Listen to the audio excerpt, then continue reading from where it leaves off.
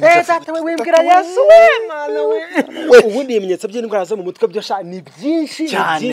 cyane rwose nkuko tutabasha kurebesha n'amaso ngumenye ngo umuntu arwaye umutima umwijima ngo arwaye igifu biba bigoranye kurebesha amaso yacu rero ni indwara zo mu mutwe nuko biba bimeze cyane hari igihe uri kumwe n'umuntu usha ubona seka nta kibazo kajya kumva mu minota mikeya Tese urwara igifu cyane rwose igifu ndakirwara kuva kera se cyane rwose imaranye imyaka 3 urumva ariko yataza gukiramo kakantu ntago wewe wari gupfa kubimenya ko arwaye icyo gifu rero n'ubuzima bwo mu mutwe bwacu akenshi ibintu twayo twiyumvamo ndetse bikagaragara hanze ku myitwarire uko twitwara cyane bivuze ngo umuntu ufite ikibazo cy'indwara zo mu mutwe ntushobora no kumuranga akenshi ngo uhite ubimenye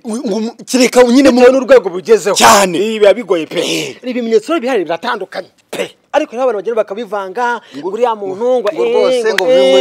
ngo bibyara iki gutya na gutya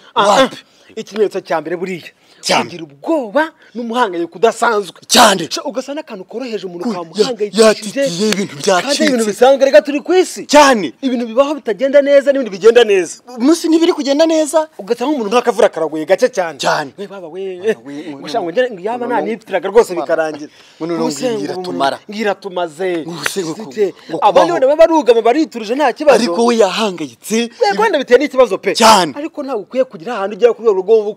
wumva ko nyine igikuba cyacitse bwataye agaciro cyane nta gikuba kiba cyacitse ndumva ari icyo gihe ubona ko ubuzima bwo mu mutwe bwe butameze neza noneho guhangayikira buri kantu pe baba we buri kantu kose ngo kumvisha mu makuru ngumvisha ngo komeza hembwe ikibuye ngo cyamanutse iki kibuye ngo kango kizahita gituitana twese ngo shangwe nyamara hakiri kare ngo isi wa mugani turi abagenzi ubwo sanga aza twatuntu two tugani yewe ngo niwapfuye nta kintu nkumurusha cyane ugasanga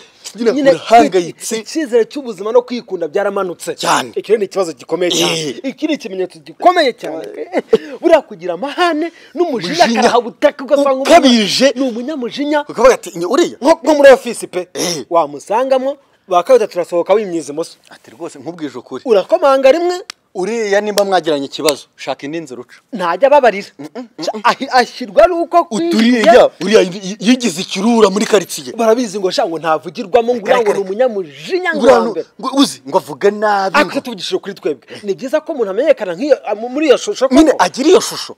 mu bantu oya bivuze ngo natwe yego ntitatuzi uko byamugendekeye kandi noneho tukabifata nk'ibintu bisanzwe ugasanga nyine twabifashe nk'aho ikintu twabikoraho ngo nawe ngo nagire ngo isi zamwigisha ngazabona ngo nazabura umwishyura kandi mu by'ukuri twakaye tumuganiriza ahubwo tukamwegera tukamwereka ikimenyetso cy'uko ubuzima bwo mu mutwe bushobora kuba butameze neza cyane si ibintu byiza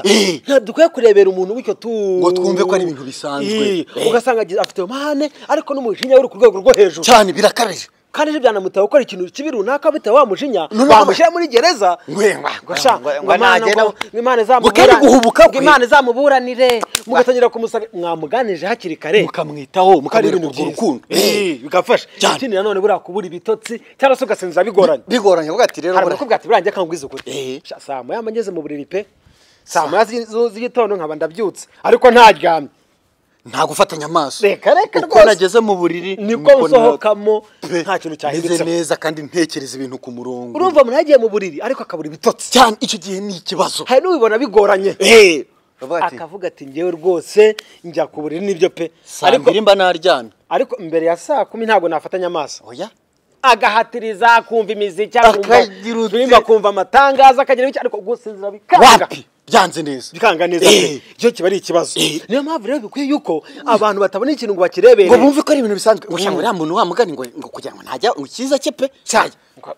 kugira ngo azamubone yasinziriye oya ngo ntajya apfa gusinzira ngo ahubwo nijoro uri mushaka ko ngo umuntu akurebera kari akantu ngo usigaho runaka we ngo ntajya asinzira ntajya abona igitotsi ugasanga umuntu asa nk'aho ari ibintu bisanzwe ari nka karite yubatse ugasanga na karite nyine baravuga bati uriya muntu rwose ntacyo bitwaye afite inararibonye ariko dukwiye gufasha mu by'ukuri kugira ngo twebwe ntiturebere ibintu nk'ibyo ngibyo kuko ni ikibazo cy'ubuzima bwo mu mutwe ntitubiceceke tuvuge tubigaragaze tunamufashe unamwegere umufashe wumve ikibazo afite n'ibintu aba ngombwa umugize ku kigo nderabuzima cyane kimwegere cyangwa ku bitaro bimwegereye bimufashe n'ibinanga yewe wahamagara nimero zahari zitishyura ni imibare 3 yonyine ni rimwe 4 ni ibintu byoroshye cyane ubwo ni 114 bakamufasha ni ibintu byiza ariko natwe muri rusange pe dushishikarize